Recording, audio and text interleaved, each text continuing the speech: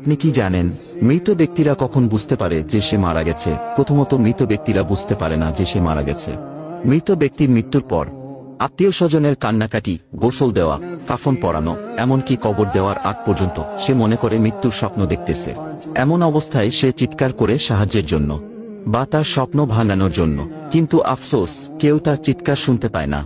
যখন সবাই তাকে দাফন করে চলে যায় তখন মৃত ব্যক্তি একা হয়ে যায়। ঠিক তখনই মহান আল্লাহ তাআলা তার আত্মাকে পুনরায় তার দেহের মধ্যে ফিরিয়ে দেন। প্রথমত মৃত ব্যক্তি এটি ভেবে নেয় যে হয়তো তার খারাপ স্বপ্ন শেষ এবং সে ঘুম থেকে জেগে উঠেছে, তাই সে আল্লাহর কাছে কৃতজ্ঞতা প্রকাশ করে।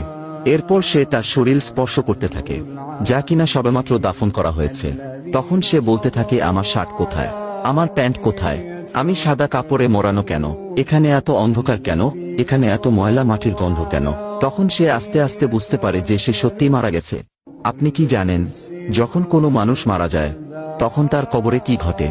মানুষ মারা যাওয়ার পর যখন তাকে দাফন করে সকলে চলে যায় তখন মৃত ব্যক্তি তাদের পায়ের আওয়াজ শুনতে পায়।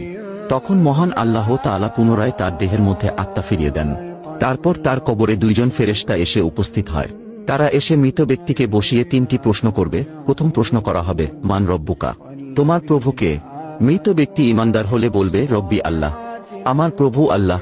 তারপর দ্বিতীয় প্রশ্ন করা হবে, মান দিনুকা, তোমার ধর্ম কি? অতএব তৃতীয় প্রশ্ন করা হবে।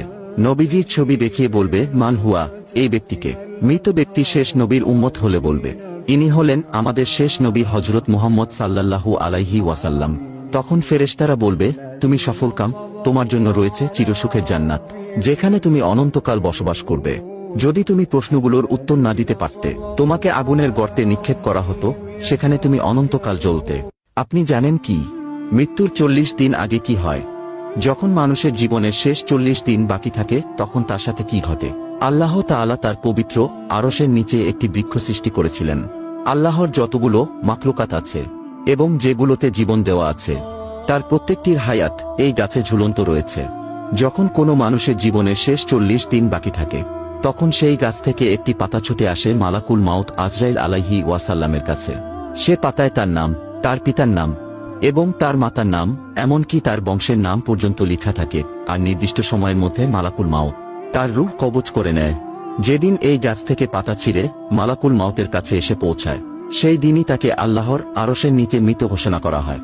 হে আল্লাহ, আমাদের ঈমানের সহিত মৃত্যুবরণ করার তৌফিক দান করুক। কেউ বদনাম করলে, কেউ পিছনে লাগলে তাদের মুখ বন্ধ করতে যায় না।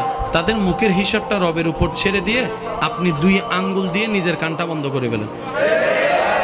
আপনার সময়ও বাঁচবে, আপনার কষ্টও কম হবে, কারণ সে তার আজীবন বলতে থাকতে পারবে না, আজীবন আপনার কান বন্ধ করে রাখতে হবে না। এই যে আপনার বদনাম করেছে, ওয়াইলুল লিকুল্লি হুমাজাতিল লুমাজা আয়াতের মাধ্যমে সে নিজের পায়ে নিজে কুড়াল মারলো, আপনার গুনাহ সে নিয়ে আপনাকে সওয়াব দিয়ে দিল। সুবহানাল্লাহ। সেজন্য বদনামকারীকে কখনো ঘৃণা করেন না, সে আপনার আসল বন্ধু, যে আপনার গুনাহ নিয়ে নিজের সওয়াব আপনাকে খুশি মনে দিয়ে দিচ্ছে, ঠিক কিনা?